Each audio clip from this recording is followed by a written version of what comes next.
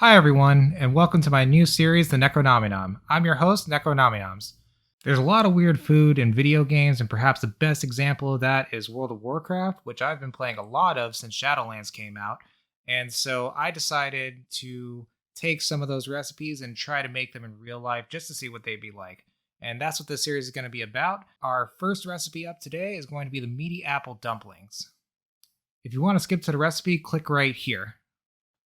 So I'm going to go ahead and put the ingredients up here on the screen. They're also going to be down in the description along with a recipe to follow.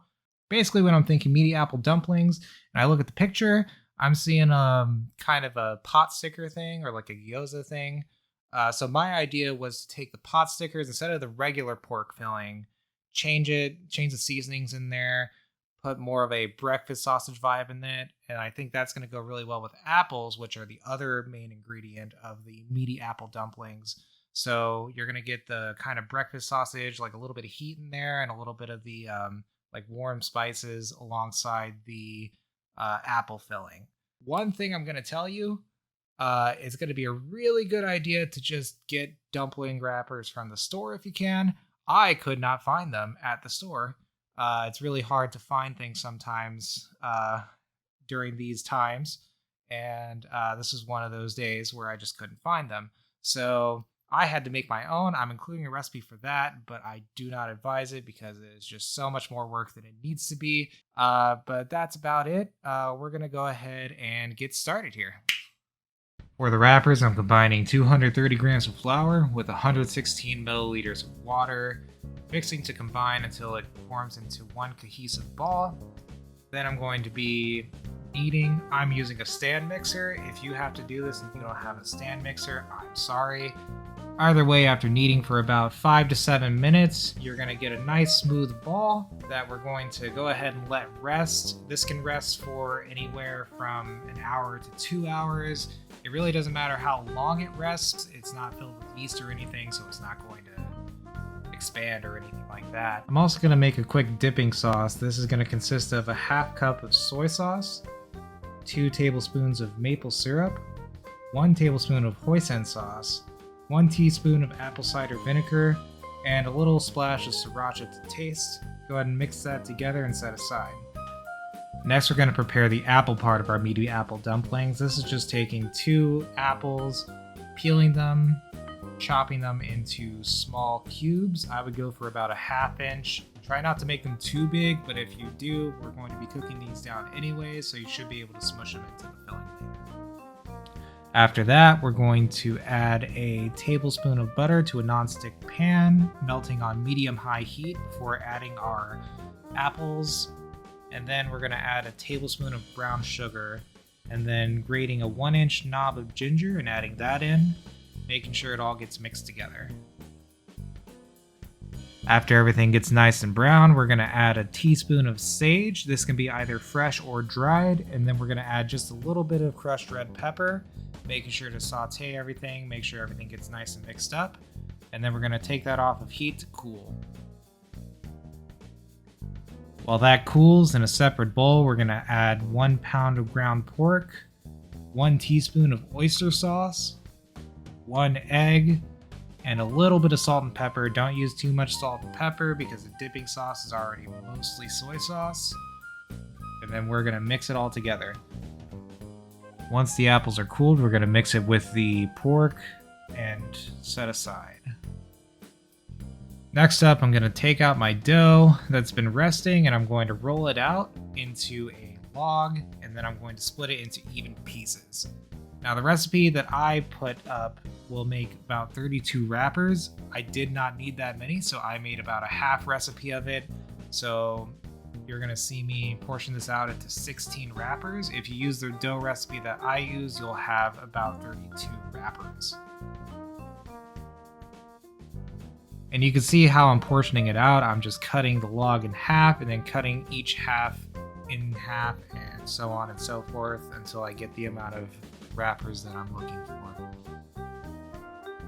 And now it's time to roll it out. This is a little difficult, but don't worry, I am an expert, so here we go. I'm gonna put some flour down before I get started, grab a piece, and then I'm going to try to mush it out into a sort of small circle, a little disc that I'm going to then roll out into a perfectly flattened disc. Okay. And that didn't work.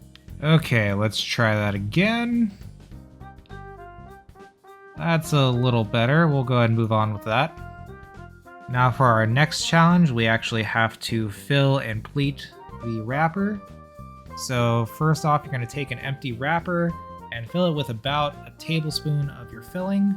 And then you're going to wet a finger and wet the outsides of the dumpling wrapper. And then you're going to carefully take one side of the wrapper and crimp it together, and then shut the whole thing, and then it isn't gonna look right if you're me. Okay, let's try that again. Nope, that's not it. Nope, not that one. That's not a winner. Okay, this is not going well. So after 16 tries, this is the best one I have, and beauty is subjective.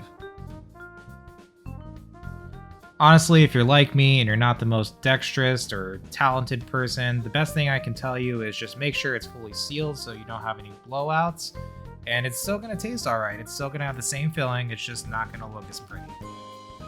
If you want to freeze your dumplings, it's very easy. Just take a flat surface, put some wax paper on it, put them separately on the wax paper, and place it in the freezer for about an hour or two until they're completely frozen, and then transfer them to a plastic bag or your container of choice.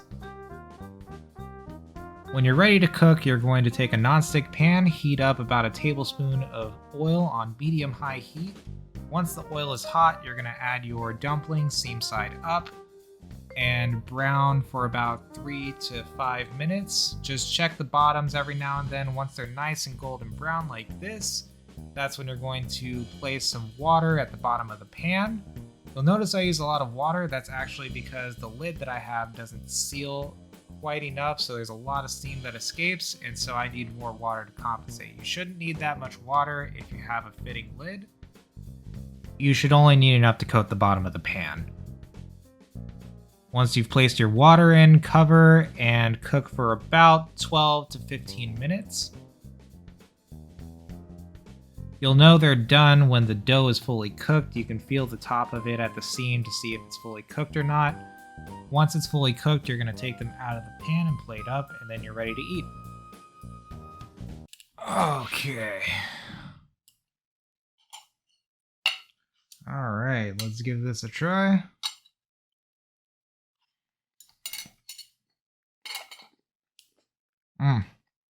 Oh yeah. So basically, like, it's really good. It has like, it definitely has that like pork sausage vibe, but then it also has like a little bit of like an Asian infusion kind of thing between the soy sauce from the dipping sauce along with the oyster sauce and other stuff put into the pork sausage. There's that sweet apple in there, but it fits really well with the pork because it's almost like a breakfast sausage kind of vibe. This is really good. I would definitely recommend making it. Look up another video on how to crimp these because I have no idea. I'm really bad with dough. Do not trust me on that. Trust me on these. These are good. Don't trust me on that. If you like the video, like it, subscribe for more content coming later. The next video I'm going to be doing is for the Seraph Tenders from Shadowlands. Thanks for watching.